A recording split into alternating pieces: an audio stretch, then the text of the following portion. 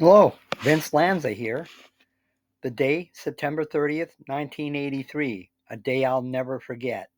I was working at a little roadside restaurant south of Florence, Oregon, the Bearfoot Plaza.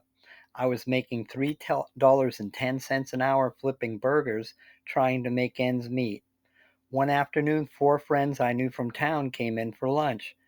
They sat down, ordered burgers, and started talking about something I'd never heard before: mushroom picking. I walked out from the kitchen and said, "Mushroom picking? Please explain." They laughed and told me about chanterelle mushrooms, golden trumpet-shaped treasures that grow in the wild of Oregon woods.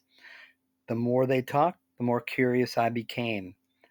When you're making barely $3 an hour, anything that sounds like extra income gets your attention real fast.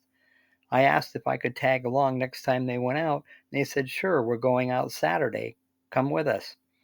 We loaded up Saturday into the pickup and headed towards Reedsport. We stopped at Overlook Park, east side of 101. Buckets in hand, we headed up, climbing up the hill. The air was damp and heavy with the smell of pine and moss. After a few minutes, we crossed the ridge and dropped down into a hollow. That's when I saw it: flashes of orange and gold peeking out from under the ferns. Chanterelles everywhere. We picked for about 2 hours, filling our buckets to the brim.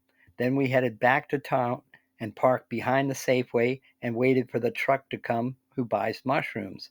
The guy had a big scale in the back of his truck. He weighed my haul, 2 buckets, and handed me $32 cash.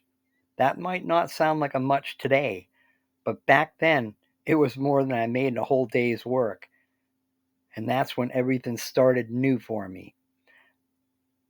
I'd go out to pick cedar boughs, I'd pick pine boughs, even chitim bark, which you can't get anymore.